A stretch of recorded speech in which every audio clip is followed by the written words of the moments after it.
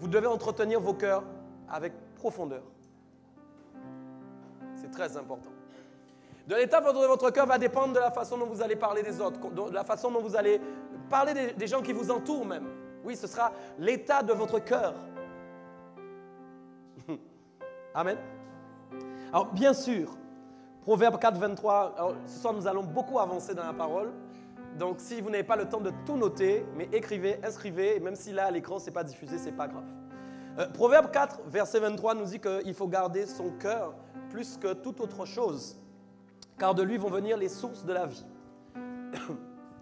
Donc, la Bible nous enseigne que quel que soit, écoutez, quel que soit le fait que vous ayez un très bon poste, quel que soit le fait que vous ayez réussi professionnellement, que vous ayez des richesses, gloire à Dieu, quel que soit le fait que vous ayez une magnifique femme, une magnifique épouse, un magnifique époux, même quel que soit le fait que vous ayez des magnifiques enfants, quel que soit le fait que vous priez formidablement bien.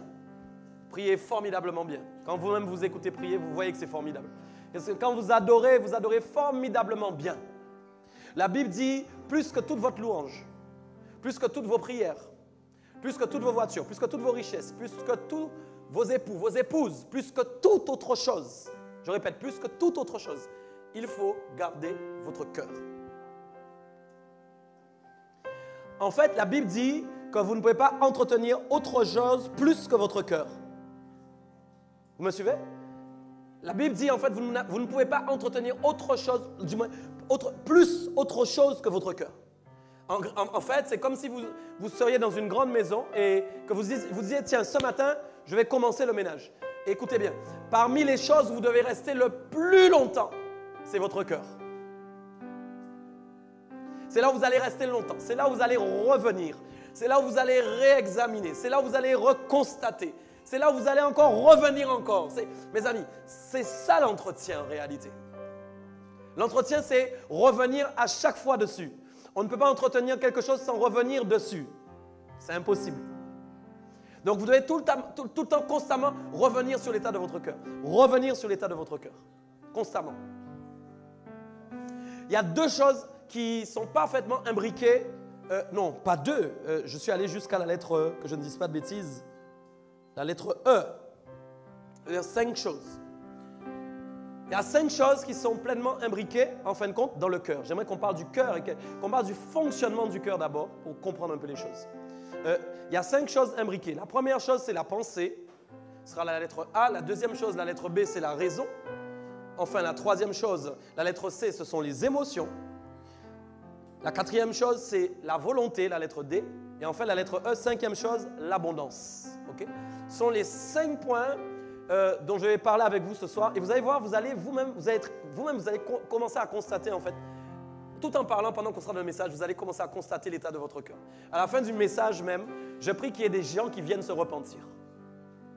Vous allez constater l'état de votre cœur. Je prie qu'à la fin de ce message, il y ait beaucoup d'entre nous commencions à nous repentir pour l'état de notre cœur. Que nous commencions à prier, à demander à Dieu de nous pardonner, de changer notre cœur. Amen. Je vais parler d'abord de la pensée, la lettre A, la pensée. La pensée, c'est quoi? La pensée, moi j'ai fait une petite définition, j'ai pris plusieurs petites choses et j'ai essayé moi de faire une définition à vous offrir ce soir.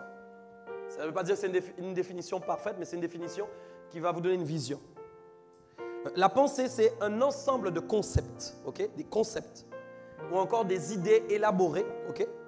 Mais à partir de quelque chose. Vous ne pouvez pas faire des concepts, ni avoir des idées élaborées, si elles ne sont pas créées à partir de quelque chose. Donc, la pensée, c'est un ensemble de concepts, d'idées, okay? Élaborées à partir de réalités qui sont soit naturelles ou soit surnaturelles. D'accord? Dans le monde naturel, c'est très simple. Beaucoup de concepts ont été créés dans nos esprits. Vous savez ça? Beaucoup de personnes pensent à cause des concepts qui ont été créés dans leur cœur, tout simplement, qui ont été bâtis dans leur cœur pendant leur cursus. Okay? C'est pourquoi il y a des gens, en fin de compte, quand vous allez leur dire Jésus-Christ est le Fils de Dieu, c'est un concept qui n'a jamais été bâti dans leur cœur. Ils ne vont pas comprendre cette pensée. Vous voyez bien que dire que Jésus-Christ est votre sauveur, c'est un concept que vous avez accepté. Nous sommes d'accord?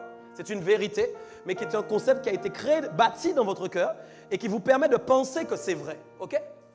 Mais quand vous parlez à quelqu'un chez qui on n'a jamais conçu que Jésus-Christ est le Seigneur et le Sauveur, nous sommes d'accord qu'il vous dira, mais cette pensée est une folie. OK? Il vous dira, c'est une pensée que je ne peux pas comprendre. Parce que personne n'a auparavant élaboré cela dans son cœur. Donc la pensée, je répète, sont des concepts liés donc à des situations naturelles ou surnaturelles. D'accord? Et c'est ainsi que vous pensez aussi tous les jours. Okay? C'est ainsi que vous réfléchissez. C'est pourquoi, quand vous êtes arrivé sur Terre, il y a beaucoup de concepts qui ont été élaborés. Imaginez un peu le travail du Saint-Esprit quand il vient dans nos vies, quand il y a eu des années de concepts qui ont été élaborés dans nos cœurs et que le Saint-Esprit doit tout détruire pour bâtir les concepts de Dieu. C'est pourquoi le Saint-Esprit, en fait, vient pour renouveler notre intelligence. C'est fort, c'est puissant, parce qu'il y a un aspect, en fait, quand il y a une liaison, il y a un relais entre l'intelligence et le cœur, bien évidemment. Et voyez bien que le Saint-Esprit veut constamment, en fait, renouveler, en fin de compte, notre intelligence, mais il veut aussi constamment renouveler nos pensées, en fait. Vous voyez, quand je dis l'entretien, c'est revenir, vous ne pouvez pas vous dire qu'une fois pour toutes, le Saint-Esprit a, en fin de compte, entretenu vos pensées. Ce n'est pas vrai. Le Saint-Esprit doit revenir tout le temps entretenir vos pensées. Parfois, un concept qui a pu être installé il y a 50 ans en arrière peut refaire surface 50 ans après. C'est comme ça que des fois, des gens reçoivent des libérations, des délivrances, simplement sur une parole. Simplement sur... La Bible dit, vous allez connaître la vérité va vous libérer. Écoutez, sur une simple parole de Dieu, un concept peut être ébranlé et changer votre vie à tout jamais. Peut-être pendant 10 ans, vous avez vécu comme ça, vous avez marché avec un concept, une pensée qui était intégrée en vous. Une parole de Dieu a détruit cette pensée et l'a remplacée par la pensée de Dieu, vous êtes libéré. Je vous assure que c'est vrai. Je vous assure que c'est vrai. C'est pourquoi vous ne pouvez pas, en fin de compte, vous n'avez pas le droit, je vais dire même, vous n'avez pas le droit de ne pas accepter que le Saint-Esprit change vos pensées. En gros, change votre cœur. Parce qu'avant la pensée, il y a le cœur. C'est le cœur qui amène les pensées, les idées. OK? Donc j'ai dit, ce sont des concepts qui sont élaborés, des idées élaborées. Là aussi, les idées, c'est important. Parce que l'homme aime bien laisser se faire des idées. Hein? Je vais vous dire qu'il y a beaucoup d'idées qui sont élaborées dans l'Église à partir de concepts. Vous savez, c'est très simple. Hein?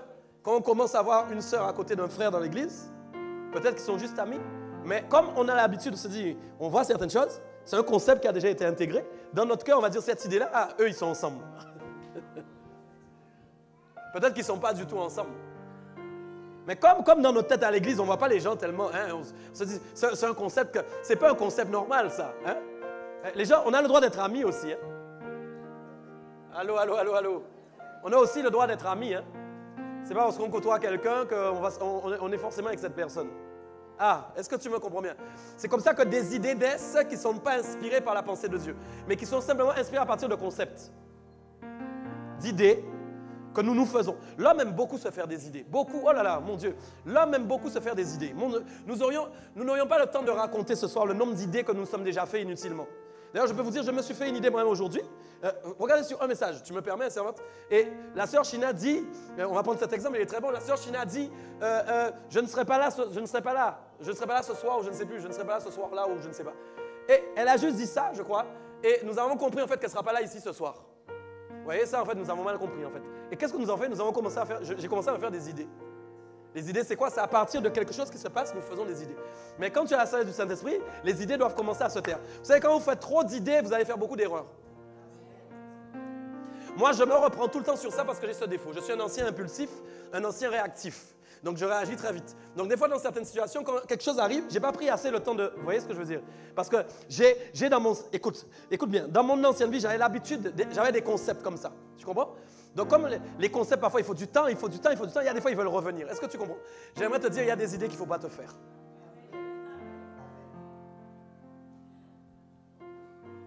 Il y a des idées, il ne faut pas se faire des idées. Vous savez, il y a certaines idées que vous allez voir qui vont pourrir votre cœur. Mes amis, imaginez quand vous commencez à avoir des idées que votre femme est partout, votre mari est partout. Toi, tu dors, certains maris dorment, d'autres ne dorment pas. Parce qu'ils se font beaucoup d'idées. Les idées, c'est pas bon. Les idées, mes amis, les idées, c'est très dangereux. Et vous voyez, quand la Bible dit c'est de l'abondance que la bouche parle, vous allez voir que quand il y a trop d'idées comme ça, la bouche va parler derrière. Vous comprenez nos défauts? Vous comprenez nos difficultés? Ah, dis à ton voisin, tu ne te feras plus d'idées au nom de Jésus-Christ. Même, j'ai envie de te dire, hey, Le Saint-Esprit n'est pas un esprit d'idées. Hein? Ce n'est pas un esprit d'idées. C'est un esprit inspiré. Lui, il n'est pas là en train de se faire des idées. Tu me comprends? Le Saint-Esprit n'est pas là en train de dire, oh tiens, qu'est-ce que Dieu fait en ce moment? Ah, il doit sûrement faire une tarte aux pommes. Tu comprends? Le Saint-Esprit ne se fait pas d'idées, en fait. Non, le Saint-Esprit est inspiré, inspiré. Toi aussi, tu es appelé à être inspiré. Tu me comprends ou pas? Il ne se fait pas d'idées. Donc, c'est très important de comprendre déjà que le cœur agit sur la pensée. Ça, c'est très important. Le cœur agit sur la pensée. Et donc, vous verrez que si votre cœur n'est pas en bon état, comme nous disions, des mauvaises idées, forcément, qu'est-ce qui va se passer? Eh bien, vous allez mal parler. Okay? Vous allez multiplier des paroles vaines, des paroles inutiles. Okay. B, deuxième point, la raison. Là aussi, le cœur il y a un axe entre le cœur et la raison qui est très important. Je vais là aussi donner une définition de ce qu'est la raison. Une définition encore que j'ai à peu près créée en prenant des petites choses.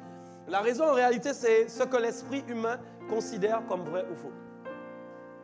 Tout simplement. Ce que l'esprit considère comme étant vrai ou comme étant faux. Ça, c'est la raison. C'est pourquoi, en fin de compte, les gens vont dire hey, sois raisonnable. Ton affaire de guérison de cancer, là, non. Vous n'avez jamais entendu les gens vous dire sois un peu raisonnable. Hein? En gros, ça veut dire mais non, c'est faux, c'est faux. Donc la raison, c'est en fin de compte l'expression du vrai et du faux. Hein? Donc c'est pourquoi il y a des choses que vous allez trouver totalement raisonnables, il y a des gens qui vont trouver ça totalement déraisonnable.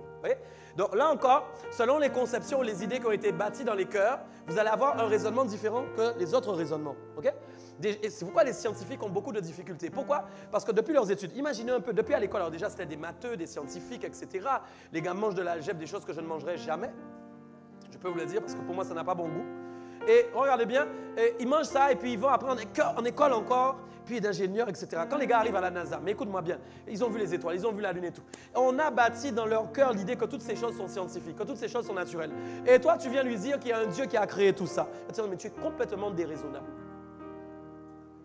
Là encore, il va exprimer quelque chose qui est lié à une conception qui a été intégrée dans son cœur. Vous voyez bien que la façon dont nous parlons est reliée totalement à l'état de notre cœur.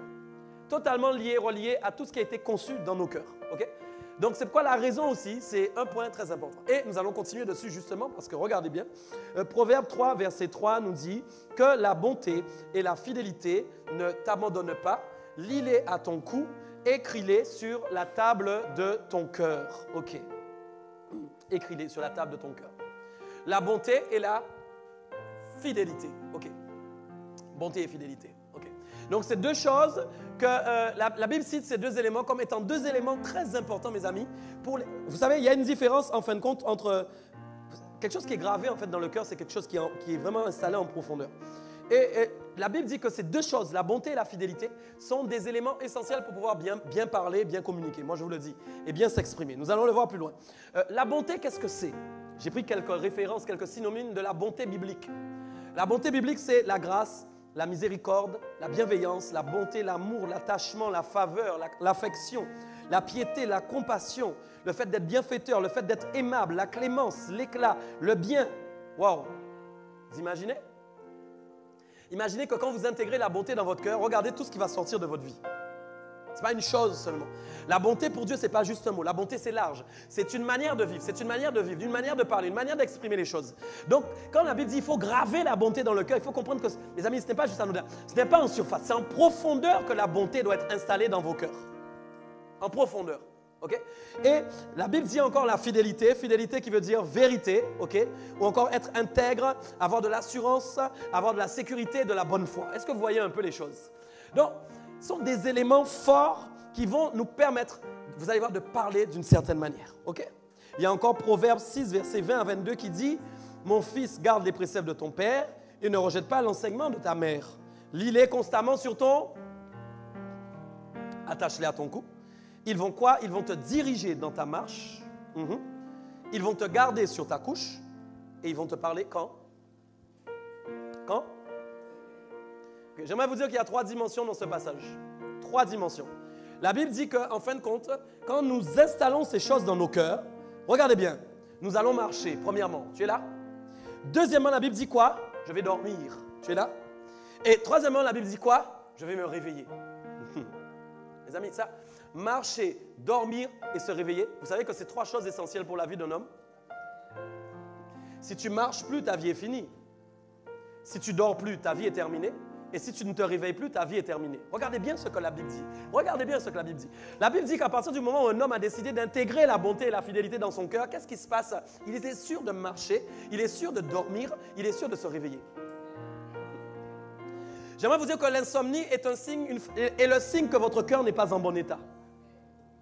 Un chrétien ne peut pas être insomniaque. Un chrétien ne peut pas avoir des insomnies. Non, non, écoutez ce que je vous dis. Un chrétien qui a des insomnies, c'est un chrétien qui a un problème dans son cœur. Il y a quelque chose qui ne va pas au niveau de l'état de son cœur. C'est l'état de son cœur qui crée les insomnies. Un chrétien qui va dormir et qui a de l'angoisse pendant la nuit, c'est l'état de son cœur qui va créer l'angoisse dans la nuit. OK? C'est quoi aussi? Nous allons arriver, ce n'est que le début du message, mais c'est pourquoi il y a différents réveils. Hein? Il y a les réveils enfin bruts, les réveils doux, les réveils joyeux, les réveils tristes, les réveils accablés, les réveils avec l'esprit du vainqueur. Pourquoi? Parce que la façon dont vous vous couchez, selon l'état de votre cœur, au moment où vous vous couchez, va en fait va avoir un impact direct sur l'état dont vous allez vous réveiller. Savez-vous que le Saint-Esprit, quand vous dormez, vous êtes couché, il vient, bat les mains, il vient à côté comme ça et commence à prier pour vous.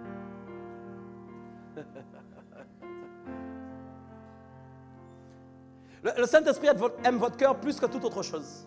Et écoute-moi, moi tu sais, je sais que toi tu aimes beaucoup en fait quand il fait frais. Moi j'aime quand il fait frais, trop chaud. Puis tu prends des couettes, tu prends des draps, tu prends des choses comme ça. Et puis tu sais, quand tu es bien au chaud, là, bien tranquille, tu dors bien. Moi j'aime te dire que le Saint-Esprit, son drap, sa couette, c'est ton cœur. Si le temple du Saint-Esprit, le temple du Saint-Esprit est une maison, j'aimerais te dire que dans la maison, ce qui plaît le plus au Saint-Esprit, c'est le cœur. Donc quand le Saint-Esprit voit que ton cœur n'est pas bien, il voudra, je t'assure, le soigner. Sois-en sûr. Mais tout va dépendre de quelle place tu donnes réellement au Saint-Esprit dans ta vie. Est-ce que réellement tu l'invites avec toi régulièrement? Est-ce qu'il a l'habitude de marcher avec toi? Est-ce qu'il a l'habitude de parler avec toi? Est-ce qu'il a l'habitude de communiquer avec toi? Est-ce qu'il y a de la discussion entre vous et lui pour lui permettre de t'adopter à tel point qu'il prend soin lui-même sans que tu lui demandes des choses? Tu vois, il arrive parfois, tu te couches mal, mais tu te réveilles bien. Pourtant, tu es mal couché, mais tu t'es bien réveillé parce que dans la nuit, il s'est passé quelque chose. Pourquoi la Bible dit, sur ta couche, tu es en paix. Tu es en paix. Vous me suivez? Il est important de constater l'état de son cœur. Très important. Donc la Bible dit, vous allez marcher d'une manière particulière. Et j'aime beaucoup, la Bible dit, en fait, la bonté et la fidélité va diriger ta marche. J'aime ça. Parce qu'effectivement, nous ne marchons pas tous de la même manière. Ouais. Selon l'état de notre cœur, à tous là, nous n'allons pas marcher de la même manière. Oui, c'est la vérité. Comme nous n'allons pas dormir de la même manière, ou encore nous n'allons pas nous réveiller de la même manière. Selon l'état de notre cœur. Vous me suivez? J'aimerais continuer là-dessus parce que c'est important sur marcher. Pourquoi? Parce que Galates 5, versets 16 à 17 nous dit quoi? Je dis donc marchez selon l'esprit et vous n'accomplirez pas les désirs de la chair. Ok, vous connaissez ça? Car la chair a des désirs contraires à ceux de l'esprit et l'esprit en a de contraires à ceux de la... Vous êtes là ou pas? La chair a des désirs contraires à ceux de l'esprit et l'esprit en a de contraires à ceux de la chair. J'aimerais regarder quelque chose bien. Qu'est-ce qui est écrit au verset plus loin 17? Ils sont quoi? Opposés. Ils sont... on n'est pas dessus. Ils sont opposés entre eux afin que vous ne fassiez point ce que vous... Je me suis arrêté sur ça. Vous savez, souvent nous disons en parlant, et notamment nous-mêmes en tant que chrétiens, nous disons souvent, nous avons le libre arbitre. Vous n'avez jamais dit ça? Souvent, nous disons, nous avons le libre arbitre. Vous savez que c'est faux? Ah, vous voyez, je vais casser une conception. J'aime bien parce que ça fait partie intégrante du message. Si je te dis ça maintenant, mais quelle conception tu es en train de casser? Moi, il y a une conception dans mon cœur qui me dit que j'ai le libre arbitre. J'aimerais vous donner Vous savez ce que c'est que la définition du libre arbitre? C'est quelqu'un qui a la faculté de prendre ses décisions. Il est libre en fait de faire ce qu'il veut. Ok. Lisez la Bible. Hein? La Bible dit, la chair a des désirs contraires à ceux de l'esprit, vous êtes là? Et l'esprit en a de contraires à ceux de la chair. Ils sont opposés entre eux afin que vous ne fassiez pas ce que vous voudriez. Si tu avais le libre arbitre, tu aurais la possibilité de ne choisir ni la chair ni l'esprit. Allô, allô, allô, allô. Je répète, je vais réexpliquer. Si j'ai le libre arbitre, ça veut dire que j'ai la capacité de dire à la chair non et de dire à l'esprit non. Ce n'est pas ce que la Bible dit. La Bible dit que l'esprit est opposé à la chair afin que je ne fasse pas ce que je veux. Donc quand un homme dit qu'il ne veut pas Jésus, mais il croit qu'il a le libre arbitre, non, il a choisi la chair. On lui a imposé la chair. C'est soit on t'impose la chair, soit on t'impose l'esprit. Comprends-moi bien, il faut bien comprendre la parole de Dieu. Comprenez-moi bien. En réalité, nous n'avons pas le libre arbitre, c'est pas vrai. Nous sommes esclaves de quelque chose. Soit je suis esclave de ma chair, soit je suis esclave de l'Esprit de Dieu. Je n'ai pas le libre arbitre, c'est pas vrai en fait. Vous voyez combien il y a des schémas conceptuels qui sont dans nos esprits et qui changent tout, hein? Donc en fait, nous ne pourrons pas, soit nous allons être esclaves de l'un, soit nous allons être esclaves de l'autre. Ok. Donc regardez bien, c'est important tout ça. Regardez, la Bible dit donc, ils sont opposés entre eux. Alléluia, merci. Donc, ce qui est le plus important en fin de compte, c'est que l'état de votre cœur dépend de votre faculté à obéir à la loi divine en réalité. Regardez bien pourquoi. Voilà ce que la Bible dit. Mais le fruit de l'esprit, c'est l'amour, la joie, la paix, la patience, la bonté, la bénignité, la fidélité, la douceur, la tempérance. La loi n'est pas contre ces choses. Mais j'aimerais te dire une chose, mais tu sais que ce fruit-là n'est pas à toi. La Bible l'appelle le fruit de l'esprit. Soit nous disons, mais nous voulons manifester le fruit de l'esprit. Mais vous savez que c'est un fruit qui n'est pas à vous. Vous savez que quand vous êtes né sans fruit de l'esprit. Vous savez que quand vous marchez tous les jours, vous n'avez pas le fruit de l'esprit. Ah. Quand je veux un fruit, je dois aller chercher, si je veux une mangue, je dois chercher un manguier quelque part pour aller cueillir la mangue dont j'ai besoin. Donc la Bible dit en fin de compte, je n'ai pas le libre arbitre, je dois décider d'être esclave de quelque chose. Parce qu'en fait, on m'a imposé des choses. En réalité, on m'a pas donné. En réalité, je n'ai pas le choix. On m'a imposé des choses. Je n'ai pas le libre arbitre. Non, non, je ne suis pas en train de dire, hey, non, mais je veux. Non, tu n'as rien choisi, c'est pas vrai. On m'a imposé des choses et je suis obligé. En fin de compte, il y a une des deux choses qui vient. Je suis esclave d'une des deux choses. Est-ce que vous me comprenez bien? Et donc, quand je suis esclave de l'un ou de l'autre, c'est là, en fin de compte, qu'il va y avoir réellement la réalité de mon cœur, en réalité. Eh oui. Donc, le fruit de l'esprit, c'est le fruit de l'esprit. C'est-à-dire, c'est le fruit qui appartient au Saint-Esprit. OK. Donc, en fait, pour que le fruit de l'esprit se manifeste dans ma vie, il faut que j'ai la faculté d'obéir à la loi divine. Est-ce que vous me suivez bien? C'est pourquoi la Bible dit, la loi n'est pas contre ces choses. La loi n'est pas contre la bénignité. La loi n'est pas contre la bonté. Tu m'entends? La loi n'est pas contre la maîtrise de soi. La loi n'est pas contre ces choses. OK? Au contraire, la loi est pour ces choses. La loi est pour ces choses. OK? Donc, pour que moi je puisse manifester ces choses, il faut que ces choses soient bâties dans mon cœur. Il faut que j'ai pris la décision moi-même de marcher par l'Esprit de Dieu. C'est une décision que moi-même je dois prendre d'être esclave du Saint-Esprit. Je dois faire un choix personnel d'être esclave du Saint-Esprit. Et même je dois lui dire, je veux être ton esclave. Oui, oui. Parce qu'en étant esclave, qu'est-ce qu'un esclave fait? Un esclave est soumis à son maître. Et écoutez-moi, en Guadeloupe, nous pouvons parler d'esclavage sans problème. Quand les gens, un esclave, c'est quoi? Il ne peut pas prendre une direction s'il a envie de la prendre. Un esclave, s'il veut aller à droite, mais que le maître lui dit à gauche, il n'a pas le choix, il est obligé d'aller à gauche. Un esclave, écoutez-moi bien, s'il doit aller dormir, mais que le maître lui dit de rester réveillé, il ne peut pas aller dormir. C'est là où nous ne comprenons pas en réalité. Être esclave du Saint-Esprit, c'est oublier ce que nous sommes capables de faire par nous-mêmes, mais c'est laisser le Saint-Esprit nous diriger pour qu'il fasse de nous-mêmes ce qu'il veut. Ce n'est pas pareil. Ce n'est pas la même chose. Donc, je dois être esclave du Saint-Esprit pour le laisser me diriger. C'est ça le problème de l'homme. Les gens disent, je veux le Saint-Esprit, je veux le Saint-Esprit. Mais vous êtes des menteurs, nous sommes des menteurs. Parce que quand le Saint-Esprit commence à nous rendre esclaves, il dit, je suis ton maître. Il ne dit pas, je suis ton maître, mais en réalité, il agit comme un maître. Nous ne sommes plus en accord avec lui en réalité. Oui, et parce que lui, pour qu'il puisse... Écoute, tu veux, le fruit de l'Esprit, c'est quoi? C'est un fruit qui est cueilli, qui arrive, qu'on te donne. Mais pour que le fruit de l'Esprit s'installe dans ton cœur, encore faut-il que tu aies pris la décision d'être esclave du Saint-Esprit. Vous me suivez? Donc le Saint-Esprit va mettre à votre disposition ces choses-là. Écoutez, mais écoutez-moi bien. Avant de les mettre à votre disposition, il y a des choses à casser avant. Je ne peux pas... écoute, moi j'aimerais te dire, ce fruit est dangereux.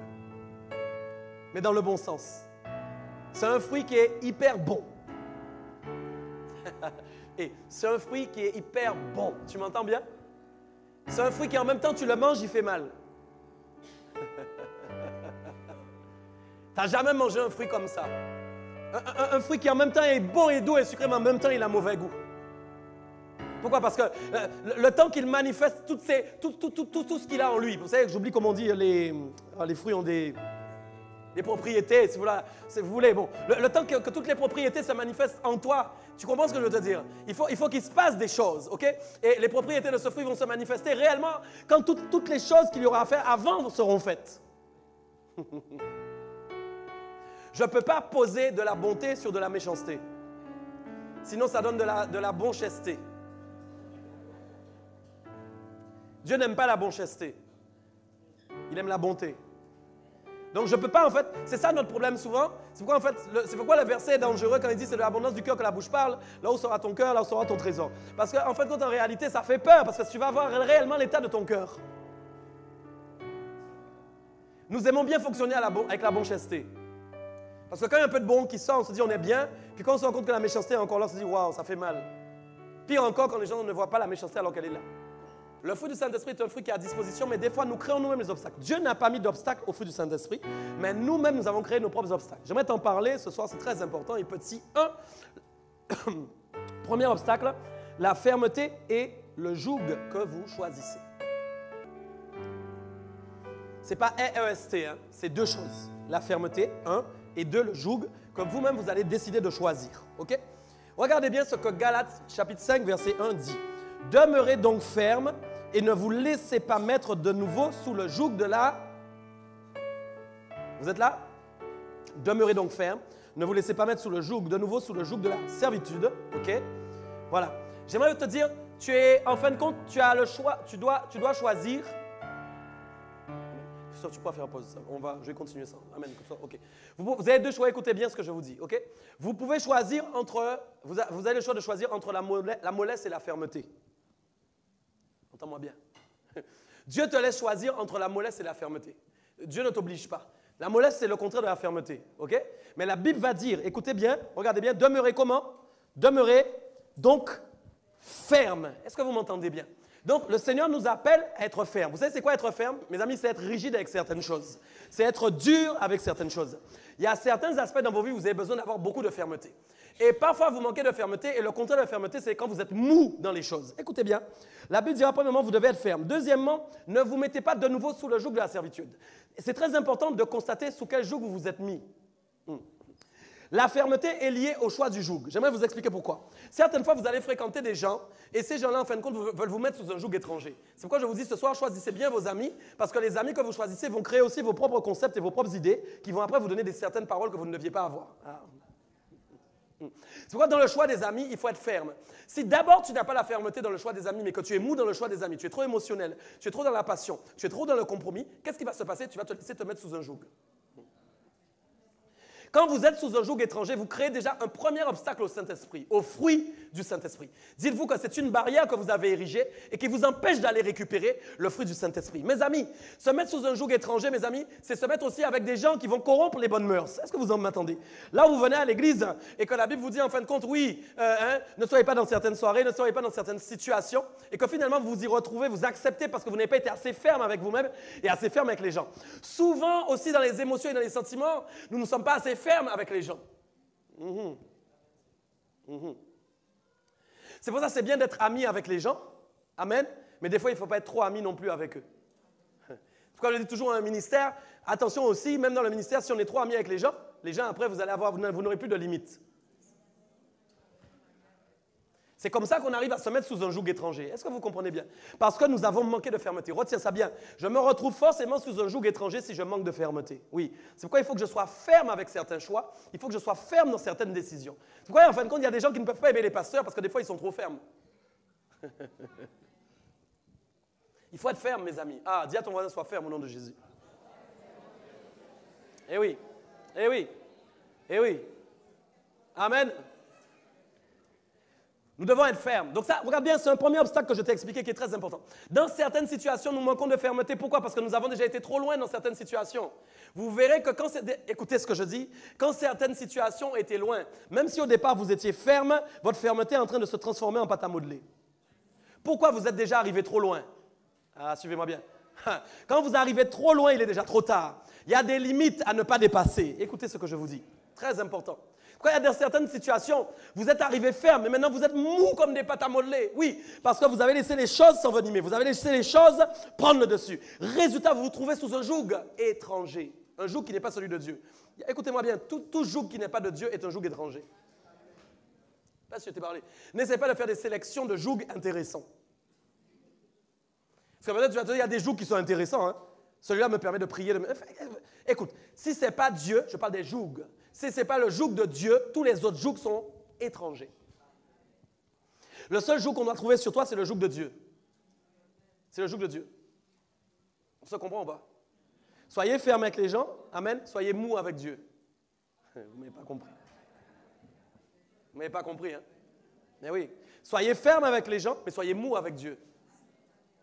Inversez les choses. Arrêtez d'être mou avec les gens et ferme avec Dieu. J'aimerais vous dire, c'est souvent ce qui vous arrive. Vous êtes mou avec les gens, mais avec Dieu, par contre, vous êtes dur. Ah, ça, il n'y a pas de souci. Hein? Les promesses ne sont pas encore arrivées. Comment se fait-il que je sois dans cet état? Qu'est-ce que tu fais? Pourquoi ça m'arrive? Pourquoi c'est moi? Ça, c'est la fermeté. Est-ce que tu me comprends bien? Sois mou, sois mou, sois mou, sois mou avec Dieu et sois ferme avec les gens. C'est comme ça que le diable arrive à vous avoir. Il y a beaucoup de gens, ils marchent sans le savoir qu'on joue sur eux. Ils sont comme des bœufs. Désolé de vous l'annoncer. Ils sont enchaînés sans même le savoir. Parfois même, c'est nous qui prenons le joug, nous l'installons encore. Nous disons encore, tiens, regarde Satan, je l'ai mis moi-même. Regarde. Tu n'as plus besoin de rien faire. Je l'ai mis moi-même. Sois mou avec Dieu. Amen. Donc ça, c'est le premier obstacle. Tu as bien noté. Deuxième obstacle qui est très important, le mode de justification que vous choisissez. Oui, le mode de justification que vous allez choisir. Là encore, il y a beaucoup à dire. Et regardez bien ce qui est écrit, notamment en Galates chapitre 5, versets 2 à 6. « Voici, moi, Paul, je vous dis que si vous vous faites circoncire, Christ ne servira de rien. » Ok, plus loin, verset 4. « Vous êtes séparés de Christ, vous tous qui cherchez la justification dans la loi. Vous êtes déchus de la grâce. Pour nous, c'est de la foi que nous attendons par l'Esprit, l'espérance de la justice. Car en Jésus-Christ, ni la circoncision ni l'incirconcision n'a de valeur, mais la foi qui est agissante par la charité. » Ok, j'aimerais que tu sois là. C'est très bien expliqué, là aussi, pourquoi les gens croient des fois qu'ils peuvent se justifier à travers certaines actions qu'ils font.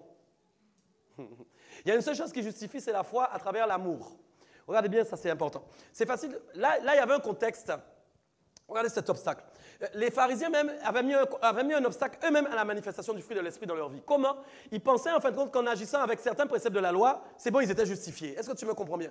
Donc, si nous faisons le sabbat, si nous respectons tel jour, si nous faisons telle chose, c'est bon, nous sommes justifiés. Et Jésus a expliqué non, ce n'est pas ça. Mais je vais te dire, vous allez dire que vous n'êtes pas comme les pharisiens. Mais attention, parce que parfois nous créons nous-mêmes notre propre loi. C'est comme ça qu'en créant notre propre loi, nous croyons parfois que parce que nous avons fait telle chose, nous sommes justifiés par Dieu. Parfois, nous ne sommes pas loin de ceux qui font des dons et qui disent « Oui, nous avons aidé quelqu'un, donc nous sommes sauvés. » J'aimerais te dire que quand tu aides quelqu'un, en réalité, ce n'est pas ça qui te sauve. Ce qui te sauve, c'est la foi à travers la charité. C'est très important ce que je dis. Là encore, vous ne pouvez pas aller récupérer le fruit de l'esprit, ok, pour qu'il y ait manifestation dans vos cœurs, si vous-même vous essayez de vous justifier vous-même à travers certaines actions que vous croyez être bonnes. Souvent, nous adaptons des schémas dans nos cœurs, mes amis. Des concepts, encore une fois, qu'il faut détruire. Vous ne pouvez pas devenir bon parce que vous faites des actions. Vous savez, des fois, l'âme a l'impression qu'elle est bonne parce qu'elle fait des bonnes actions. Vous n'avez jamais ressenti ça? Ah, vous avez donné peut-être un don à quelqu'un aujourd'hui. Waouh, vous avez fait votre bonne action de la journée. Waouh, gloire à Dieu. Tu as donné 200 € à un frère qui n'allait plus manger. Waouh, gloire à Dieu. Puis tu te sens bien, alléluia. Mais j'aimerais te dire, ce n'est pas ça le plus important. Ce n'est pas ça qui te justifie. C'est la foi. Par l'amour. C'est la foi. En réalité, qui justifie. C'est pourquoi quelqu'un qui fait beaucoup, en fin de compte, qui aide beaucoup les gens, mais qui a zéro foi, n'est pas justifié. Ah, je ne sais pas si on m'a entendu. Quelqu'un peut aller tous les jours dehors, donner des vêtements aux gens, aider les gens. S'il a zéro foi, il n'est pas justifié. Écoutez ce que je vous dis. Mais pourtant, parfois, quand vous faites certaines actions, vous allez avoir l'impression que vous êtes juste. La justice s'obtient par la foi, mes amis. Oui, c'est par la foi, à travers l'amour que la justice s'obtient. Vous êtes justifié par Dieu à partir du moment où vous croyez, mes amis. C'est pourquoi la foi doit toujours être accompagnée de vos œuvres, doit toujours être accompagnée de vos actions. Est-ce que vous me suivez bien? Vous ne pouvez pas faire des œuvres sans la foi, sinon ce sont des œuvres seules. Et les œuvres ne marchent pas sans la foi. Et vice-versa. Vous me suivez ou pas? Donc là encore, c'est un obstacle que nous devons enlever qui nous empêche encore d'avoir un cœur différent. OK? Alléluia. Troisième point, que faites-vous de votre liberté? Là aussi, c'est important. Galates chapitre 5, verset 13 nous dit « Frères, vous avez été appelés à la liberté, seulement ne faites pas de cette liberté un prétexte de vivre selon la chair. » Mais rendez-vous par la charité, serviteurs les uns des autres, car toute la loi est accomplie dans une seule parole, dans celle-ci, tu aimeras ton prochain comme toi-même. Mais si vous vous mordez, vous dévorez les uns les autres, prenez garde que vous ne soyez détruits les uns par les autres. Regardez bien, celui qui n'arrive pas à être serviteur de son frère utilise la liberté pour vivre selon la chair. Je ne sais pas si on m'a compris. Celui qui n'arrive pas à être serviteur de son frère utilise sa liberté pour être esclave de la chair. Autrement dit, à partir du moment où tu n'arrives pas à servir ton frère, tu es dans la chair. Je ne sais pas si vous avez lu avec moi. Voilà ce que la Bible dit. Regardez bien. Mes frères, vous avez été appelés à la liberté, seulement ne faites pas de cette liberté un prétexte pour vivre selon la chair. OK? Mais rendez-vous par la charité, serviteurs des uns des autres. Est-ce que tu es là? Pourquoi? En fin de compte, ce qui démontre, une des démonstrations que je ne marche pas par la chair, c'est quand je suis capable d'être serviteur de mon frère. Servir les uns les autres, c'est démontrer que nous marchons par l'esprit. La chair n'aime pas servir quelqu'un. La chair n'aime pas ça à la base. Est-ce que vous me suivez bien? Ce n'est pas un concept qui est intégré dans le cœur de l'homme à la base. Okay? Oui, d'accord, les équipes de football sont unies, tout ça, etc. Oui, c'est vrai. Okay. Mais voir les hommes sur terre se servir les uns les autres, vous avez vu ça vraiment réellement? Non. On voit ça que dans les communautés. Est-ce qu'on est bien d'accord? Mais voir le monde, voir la terre avec des gens qui se servent les uns les autres, vous ne verrez pas ça. Okay? C'est pourquoi on ne peut voir ça qu'à travers la mission du Saint-Esprit dans la vie d'un homme ou d'une femme. C'est qu'à ce moment-là qu'on peut voir ça. Est-ce que vous comprenez bien? Donc, quand vous avez le désir de servir quelqu'un, le Saint-Esprit va casser en fin de compte ce fondement qui avait été mis au départ, ce précepte, cette conception qui avait été intégrée, que nous ne pouvons pas servir les autres, et vous allez commencer à servir les gens vous-même d'une manière formidable, comme vous ne l'aviez jamais encore fait. Écoutez bien. C'est pourquoi n'attendez pas les agapes pour servir quelqu'un. C'est pas quand il y a un agape que tu vas servir quelqu'un, tu lui amènes son assiette, tu dis ah, je t'ai servi, hein, c'est pas ça. Se servir les uns les autres, mes amis, c'est aussi se supporter les uns les autres, et c'est aussi accepter de faire des choses par amour pour quelqu'un qui est là en réalité. C'est ça, se servir les uns les autres. On n'attend pas des occasions pour ça. Amen. Vous voyez encore, c'est encore là un concept, encore un obstacle, quand nous n'arrivons pas en fin de compte réellement à nous servir les uns les autres, qui fait opposition totalement au fruit de l'esprit dans notre vie. OK? Ça, c'est important. Amen. J'avais parlé donc toujours de la relation du cœur. Donc, on a parlé de la pensée, de la raison. Et je veux parler encore maintenant des émotions. Ah, celui-là, très important. Waouh, les émotions. Les émotions. Wow. Ça, je crois que celui-là, c'est un des piliers en fait pour chacun d'entre nous. Je vais m'appuyer juste sur un verset, Proverbe 15, regardez bien, qui dit quoi? Tous les jours du malheureux sont mauvais, mais le cœur content est un festin perpétuel. Ah, mes amis, je ne sais pas si vous l'avez vu. Proverbe 15, okay, nous dit, tous les jours du malheureux sont mauvais, mais le cœur content est un festin. Ah, on dirait que vous n'êtes pas là, s'il te plaît. Est un festin. Les émotions. Voyez là encore, là c'est important de voir ça.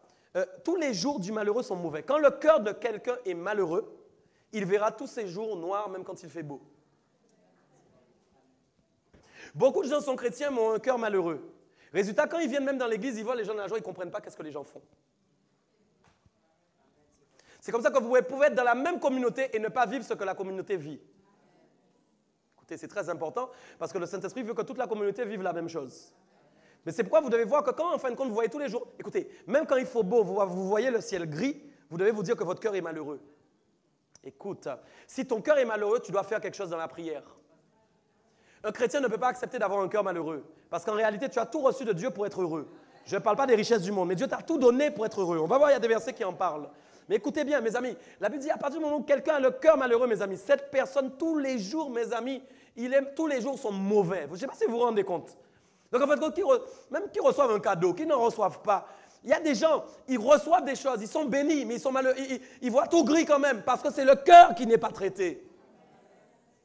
C'est comme ça qu'il y a des gens sur terre, en réalité, on leur donne plein de choses, même ils ont des yachts, ils ont tout. Mais en réalité, qu'est-ce qu'ils font? Ils se suicident après. Okay? Pourquoi? Parce qu'en réalité, on n'a pas traité le cœur malheureux.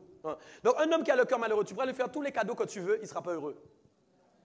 Pourquoi les émotions, c'est très important, mes amis. Vous devez ressentir quel type d'émotion vous avez. Ou vous avez l'impression que vos émotions sont liées au malheur, il y a un problème. Est-ce que tu me comprends bien? Il faut que tu brises ça dans la prière au nom de Jésus. Il faut que tu refuses que ton cœur soit malheureux. Il ne faut plus que tu acceptes de dire que ton cœur est malheureux. Tu ne peux pas accepter cette situation. Vous ne pouvez pas accepter de vivre en vous disant « je vois gris, je vois noir tous les jours ». C'est impossible, mes amis, c'est impossible d'accepter ça. Sinon, Dieu est venu pour rien dans votre vie. Non, ce n'est pas possible.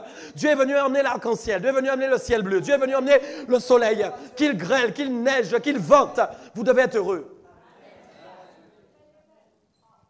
Vous devez refuser d'être malheureux. Ce n'est pas possible. Regardez à l'inverse ce que la Bible dit. Mais le cœur content est mes amis, oh là là, un festin perpétuel.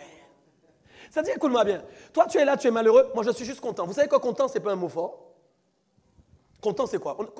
Quand on est content. Quand on dit, waouh, je suis hyper joyeux, c'est plus fort que content, non? Ah, alors, si la Bible dit que quand je suis content, c'est un festin perpétuel, comment c'est quand je suis hyper joyeux? Qu'est-ce qui vient au-dessus du festin perpétuel, en fait? C'est quoi, des festins perpétuels? Qu'est-ce qu'il y a en plus? J'aimerais savoir. Voilà comment dans un même lieu, il peut y avoir un malheureux et un content qui ne vivent pas du tout la même chose et pourtant qui ont le même soleil, le même ciel, la même journée. Ah! Chrétiens tous les deux. Vous devez ressentir vos émotions. Vous devez être capable de voir quel type d'émotions vous accompagne dans vos vies tous les jours. Oui, à quoi vous pensez, quelles sont vos émotions. Ça va être un test pour vous pour savoir quel est l'état de votre cœur en fin de compte. C'est ça qui vous permet après d'aller combattre. C'est pourquoi des fois vous n'allez pas dans les bonnes prières parce que vous ne faites pas trop attention à ce que vous vivez. Vous êtes là dans les choses et même le malheur devient habituel. Le malheur est un ami maintenant. Ah, mes amis, c'est dangereux ça. Pour certaines personnes, le malheur est devenu un ami. Ils dorment avec lui, ils se couchent avec lui, ils mangent avec lui, ils font tout avec lui. Ce n'est pas possible. Amen. Alléluia. Ésaïe 65, 18. Réjouissez-vous plutôt et soyez toujours dans l'allégresse à cause de ce que je vais créer. Waouh. Réjouissez-vous toujours. Je ne sais pas si on a entendu. Réjouissez-vous plutôt et soyez toujours dans l'allégresse. Ésaïe 65, 18.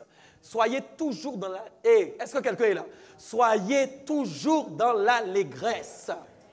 Mes amis, que tu aies perdu ta maison, que tu aies perdu quelque chose, que tu aies perdu tout comme Job, tu dois toujours être dans l'allégresse.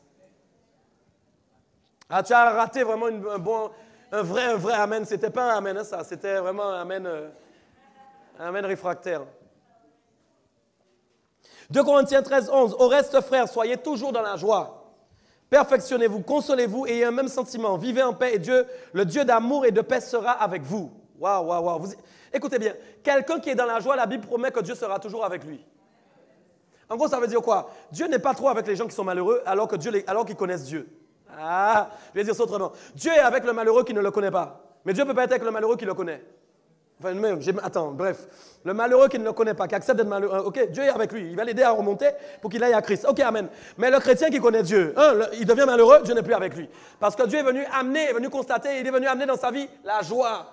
Et toi, tu viens dire, je suis malheureux. Dieu accepte que tu aies des difficultés. Mais mes amis, le malheur, c'est plus fort que la tristesse.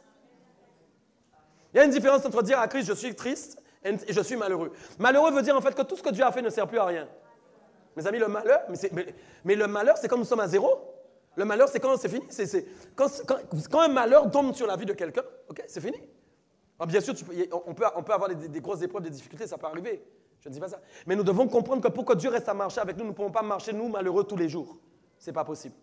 Ce n'est pas possible. Amen. Soyez dans la joie, perfectionnez-vous, consolez-vous. Tu es là, perfectionne-toi toi-même. Toi, tu veux souvent que les gens te perfectionnent. Non, toi, commence par te perfectionner toi-même. Toi-même, console-toi. Ah, oui. Souvent, vous voyez, la Bible appelle les gens à se consoler eux-mêmes. C'est dur, hein? C'est dur sans bras, sans mains, sans caresses, sans paroles, sans douceur. Hein? Console-toi toi-même. Prends tes mains, console-toi. Console-toi, console-toi. Console-toi. Ça va aller, ça va aller. Ça va aller. Ça va aller. Allez, console-toi toi-même. C'est ainsi que tu n'en voudras plus à personne. Si tu aimes te consoler toi-même, quand les gens ne te consolent pas, tu ne penseras pas qu'ils t'ont pas consolé. Ah, hein, tu es avec moi? C'est comme ça qu'on brise les concepts. Tu es là parce qu'on n'a pas inclus dans ton cœur. Voilà. Vous voyez comment on crée les concepts? Toi, on t'a appris quoi? Quand les gens ne viennent pas te consoler, c'est qu'ils ne t'aiment pas. Mais par contre, le Saint-Esprit dit, je casse ce concept et je mets un autre concept. Console-toi toi-même. Ah, eh oui, eh oui. Tu comprends maintenant que c'est du cœur, de l'abondance du cœur que la bouche. Voilà, parce que l'abondance, en fin de compte, c'est tout ce qu'il y a dans le cœur qui crée l'abondance et qui sont en fait les concepts d'abondance qui vont te permettre de parler bien ou mal. Tu me suis ou pas? Il y a beaucoup à faire. Hein? Donc regardez, donc nous aussi, donc perfectionnez-vous, consolez-vous, ayez un même sentiment. Il est impossible d'avoir un même sentiment. Mes amis, s'il y a un malheureux et un dans la joie, comment voulez-vous qu'on ait un même sentiment? C'est impossible. Parce que la Bible dit que je dois avoir un même sentiment que toi. Moi, la Bible dit je dois avoir un même sentiment que toi. Et toi, tu viens avec ton malheur. Tu viens avec ton malheur. Moi, je suis dans la joie, tu viens avec ton malheur. Et toi, tu m'empêches d'avoir le même sentiment que toi. On fait comment maintenant avec le Saint-Esprit? On fait comment maintenant? Comment il y a des cultes bizarres, en fait? Ouais, parce qu'il y a eu trop de malheureux un jour. Il y a eu un impact, il y a un pourcentage, le malheur a arrêté les choses. Est-ce que tu me suis? Pourtant, le pasteur avait jeûné, il avait prié, il avait plein d'options. Il n'y a rien eu, il a pleuré après. Mais il ne savait pas que dans le lot, il y avait 3 malheureux. 3 malheureux. Est-ce que tu me suis? Et le Dieu d'amour et de paix sera avec vous. Voyez un peu, ça c'est fort. Okay? L'homme qui est dans la joie, Dieu est avec lui.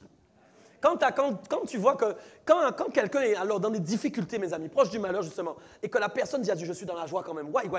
Mes amis, c'est là que Dieu est avec cette personne. C'est maintenant que Dieu est avec cette personne. J'aimerais que tu comprennes cette parole.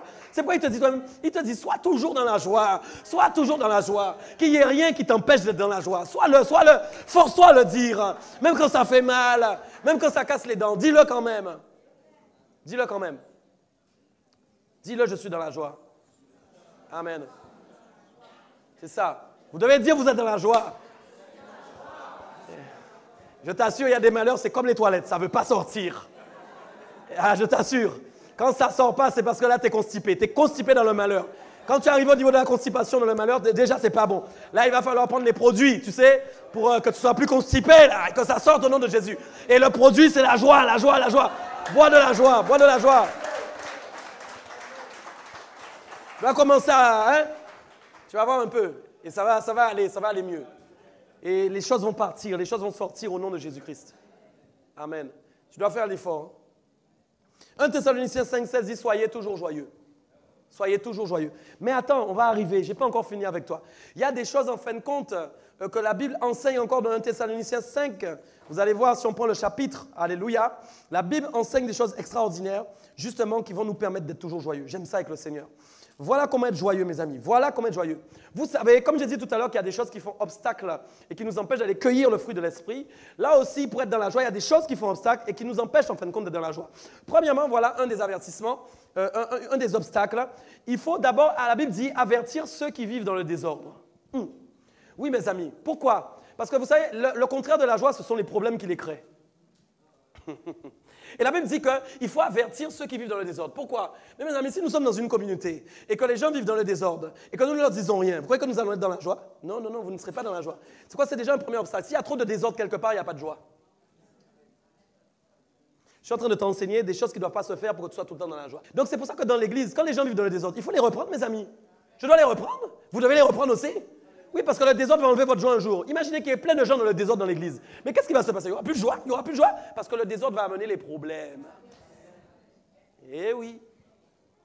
Première clé, pour être dans la joie, il ne faut pas accepter le désordre dans ta vie déjà. Deuxième clé, il faut consoler ceux qui sont abattus. Et oui, mes amis, voyez un peu, regardez bien. Mais si jamais les gens sont tous abattus dans l'église, vous croyez qu'il y aura de la joie? Mais mes amis, quand quelqu'un est abattu, c'est qu'il est couché. Il est couché, il ne peut plus rien faire, il est abattu, c'est fini pour lui. Alors la Bible dit, qu'est-ce qu'il faut faire? Vous devez consoler ceux qui sont abattus. Bon, on a dit tout à l'heure, console-toi toi-même. Hein? Mais il y a toujours un peu des deux, la balance doit être équilibrée. Amen. Donc les deux fonctionnent. Amen. Il y a des fois celui qui est faible aussi pour ne pas se consoler soi-même. Donc consoler même ceux qui sont abattus. Donc quand nous-mêmes nous voyons déjà abattus, nous devons les consoler. Par des mots d'encouragement, par des paroles. Nous devons les exhorter, nous devons les encourager. Est-ce que vous me suivez bien? Si vous consolez les gens abattus, vous allez préserver la joie de l'Église et aussi votre joie personnelle. Est-ce que vous me comprenez bien? C'est important. Troisième obstacle encore, supporter les faibles. Ah, ça c'est celui de l'Église. Mon Dieu, combien de fois les gens n'acceptent pas les faibles dans la foi? Parce que là encore, il y a un concept, c'est que quand nous sommes arrivés quelque part, les faibles dans la foi, nous les voyons comme des gens qui ne comprennent rien. Vous allez voir en fait que souvent quand vous atteignez des stades et que les gens n'atteignent pas votre stade, vous allez penser qu'ils ne comprennent rien. Je sens que je parle, je suis convaincu que je parle. Vous allez voir que quand des gens sont faibles, ça c'est le concept du cœur. Et je suis en train de parler de ton cœur. Merci Seigneur de m'avoir rendu chirurgien ce soir. Je suis en train de parler de ton cœur, de nos cœurs, c'est la vérité. Il y a un concept qui est établi dans le cœur de l'homme. Tu vois, en fait, quand il est dans le cœur de l'homme, pourquoi? Ça c'est l'école qui vous a habitué à ça. Ah, Oui, parce qu'à l'école, il fallait toujours un premier, il fallait toujours un dernier. Et d'ailleurs, le dernier, on l'appelle comment? Le cancre. Allô, allô, allô, allô. Écoute ce que je te dis. Ce sont des concepts qui sont intégrés depuis tout petit. Est-ce que tu es là? Que quand des gens arrivent à un certain niveau, quand les gens ne sont pas au même niveau qu'eux, ils pensent que les gens ne comprennent rien. Écoute, écoute ce que je te dis. Quelqu'un qui ne comprend pas encore certaines choses dans la foi, ça ne veut pas dire qu'il est bête, ça veut dire qu'il est faible. La Bible dit accueillez le faible dans la foi. Est-ce que tu es là? Souvent, nous manquons d'intelligence à ce niveau. Aïe, aïe, aïe, aïe, aïe. Mais écoutez, si jamais il y a beaucoup de faibles, mes amis, que nous ne les supportons pas, vous croyez que vous allez être dans la joie? Vous allez être malheureux aussi, ok? Donc, pour être heureux, même avec des faibles dans la foi, il faut les supporter. Supporter veut dire vous savez ce que supporter veut dire? Ça veut dire que vous vous transformez vous-même en support. C'est-à-dire que vous êtes le support sur lequel on pose le faible. Ah, qui a envie d'être une table spirituelle? Amen. Très peu d'amen. Hein? Très peu d'amen. Vous êtes le support du faible, c'est-à-dire celui sur lequel on dépose le faible. Et c'est vous qui supportez. Tu es là ou pas? Donc si tu es fort, ce n'est pas pour te vanter, mais c'est pour supporter les faibles. Pas la même chose. Vous me suivez? Tout ça, ce sont des choses qui font obstacle à la foi. Regardez bien encore maintenant, quatrième point. Aïe, aïe, user de patience. Aïe, aïe, user de patience. User de patience, user de patience. Oui, il faut user de patience. Vous voyez, la patience, ça encore, mes amis, notamment avec les faibles dans la foi et tout ça, combien de fois nous ne sommes pas patients? Hein? Ouais. Pourquoi il ne comprend pas encore ce que j'ai compris? Pourquoi il lui faut 10 messages pour comprendre alors que moi, avec un message, j'ai compris? Je dois être patient. Quand une église, il n'y a pas de patience dedans, mes amis, il n'y aura pas de joie. Tu sais pourquoi? Parce que les gens seront tous pressés. Et comme ils sont tous pressés, ça va créer des tensions. Non, je ne sais pas si tu m'as entendu. Je t'assure, ça va créer des tensions. Parce que tout le monde est pressé, en fait. Non, au contraire, tout le monde doit être patient. La patience, ça va préserver la joie. Oui, ça encore, c'est primordial. Cinquième point, verset 15. Prenez garde que personne ne rende à autrui le mal pour le mal. Voilà, ça c'est très important. Veillez, ça veut dire que nous devons toujours surveiller s'il n'y a pas quelqu'un qui est en train de rendre le mal par le mal. Mais je vais encore dire mieux, que toi aussi tu ne rendes pas le mal par le mal. Regardez encore une conception qui est dans le cœur de l'homme bien souvent. Souvent vous allez voir que quand on vous fait mal, vous avez envie de faire mal aussi. Ça, c'est ce que je dis tout haut, mais qu'on ne dit pas tout bas. Enfin non, je dis tout haut ce que vous ne dites pas. Oui, tout haut. Allô, allô, allô, allô, allô. Quand quelqu'un a mal, on a envie de lui rendre le mal. Vous n'avez jamais remarqué ça?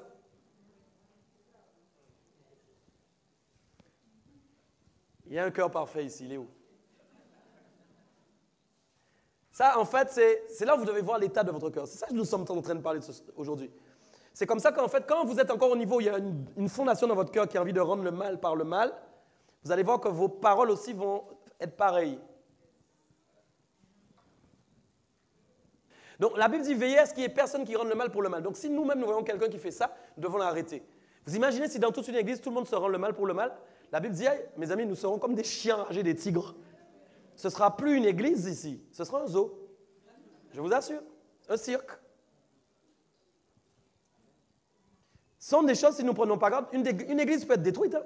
Et je vous assure que c'est vrai. C'est vrai, il y a des choses qu'on ne peut pas accepter en fait.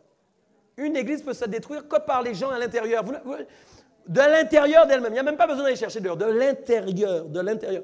Regarde bien l'image. Je te parle de l'église, mais après si je te parle de toi-même, comment tu peux te détruire toi-même de ton propre intérieur? De l'intérieur, tu peux te détruire. De toi-même. Amen. Sixième point. Ah, j'aime celui-là. Poursuivre le bien toujours. Tu peux dire toujours? Eh non, tu n'es pas là. Toujours. Poursuivre le bien, quelles que soient les catégories, chrétiens ou pas. J'aime celui-là. Aïe, aïe, aïe. Mes amis, vous avez jamais vu un film qui s'appelait « À la poursuite du diamant vert » ? Quand je voyais ça, j'étais gosse avec mon père, j'aimais beaucoup ce film. C'est des gens qui cherchaient un diamant vert partout avec Michael Douglas, là. Ouais, j'aimais, il s'appelle comme moi en plus. Donc, ils cherchaient un diamant partout. Ça, vous savez, en fait, les choses qui éclairent. Voilà. Les gens, qu'est-ce que tu poursuis? C'est ma question aujourd'hui. Qui tu poursuis, en fin de compte, pour faire le bien? Est-ce que tu poursuis uniquement ceux qui te font le bien? Est-ce que tu poursuis uniquement les chrétiens? Regardez bien ce que la Bible dit. J'aime beaucoup le verset, mais recherchez toujours le bien, soit entre vous, soit envers tous.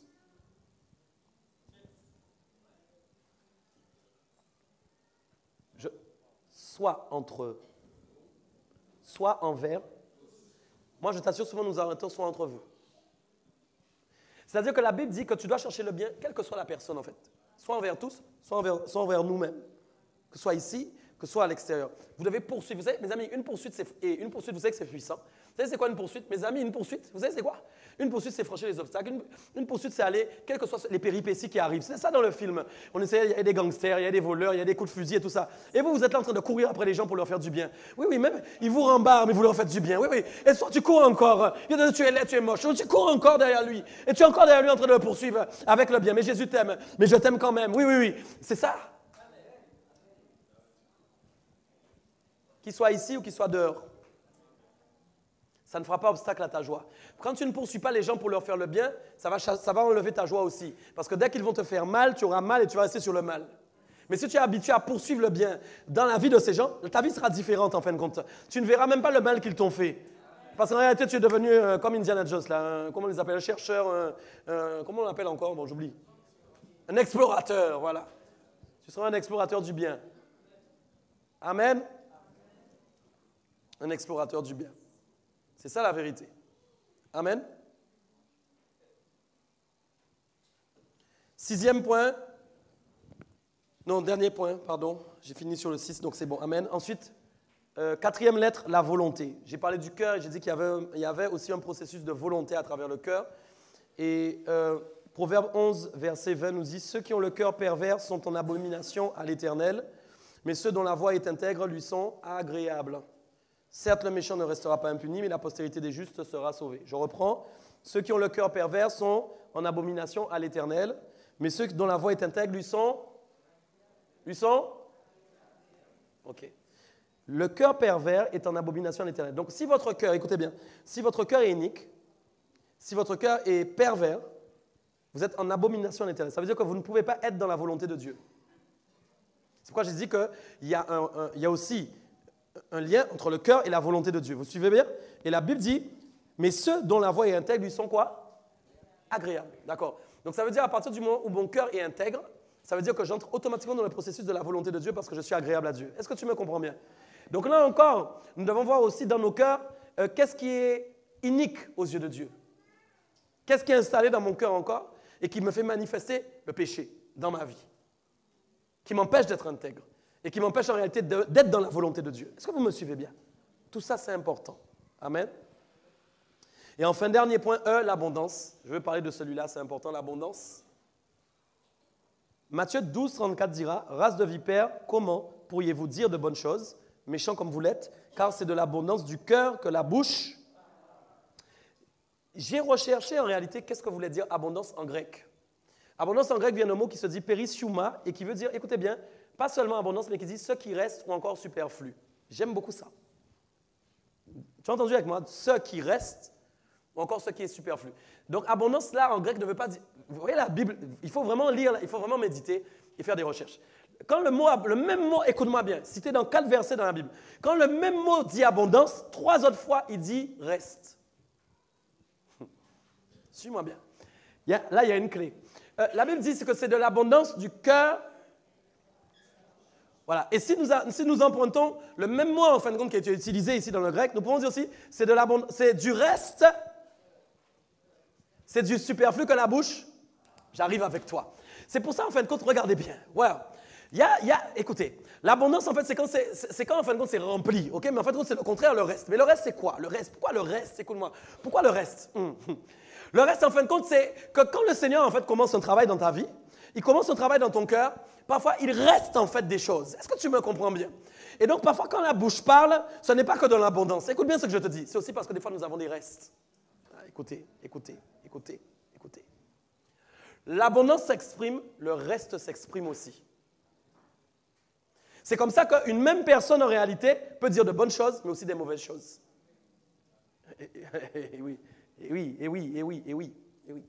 Comme ça, la même personne peut dire de bonnes choses, mais la même personne peut dire de mauvaises choses. D'ailleurs, ça nous concerne beaucoup, ça, je crois. La Bible a dit, il ne faut pas qu'il en soit ainsi. Hein. On ne peut pas un coup parler bien, un coup parler mal. Mais donc, ça veut dire, ça dénote en fin de compte que notre cœur a encore un reste. Est-ce que tu me suis? Un reste de mauvaises choses qui doit partir. Amen. C'est quoi Matthieu 12, 35, 37 dit, l'homme bon tire de bonnes choses de son bon trésor, et l'homme méchant tire de mauvaises choses de son mauvais trésor. Mais parfois, vous avez un trésor qui est moitié bon, moitié mauvais. Eh oui. Ou alors, vous avez les deux trésors. Et parfois, nous allons tirer le bon du bon, et parfois, nous allons tirer le mauvais du mauvais. C'est ça la réalité. Amen.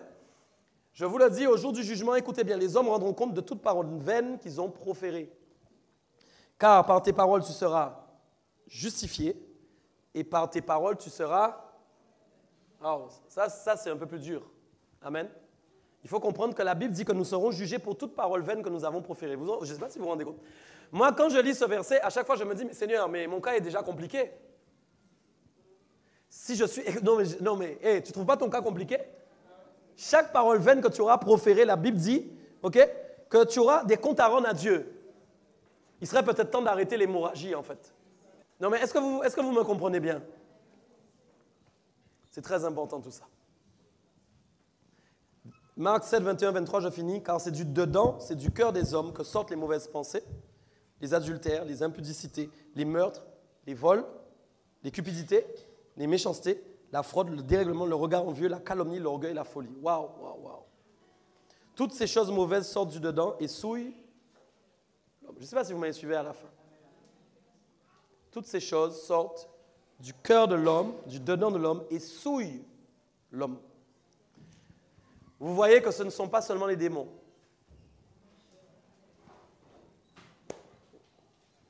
Pourquoi les démons ont bon dos? C'est plus facile de se cacher sur un démon, ça déresponsabilise. Vous savez que les démons sont devenus la responsabilité des cœurs, de l'état des cœurs des gens? Ah, personne, vous n'êtes plus là déjà, vous êtes endormis. Vous savez que les démons sont devenus, je vous assure, les responsables en fin de compte de l'état des cœurs des gens. C'est-à-dire aujourd'hui, il est plus facile de dire, si je suis telle chose, c'est à cause d'un démon.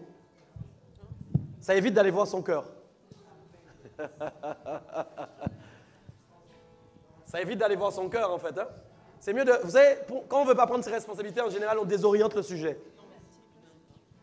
Donc, histoire de ne pas prendre ses responsabilités, de dire c'est mon cœur qui a un problème, donc c'est moi.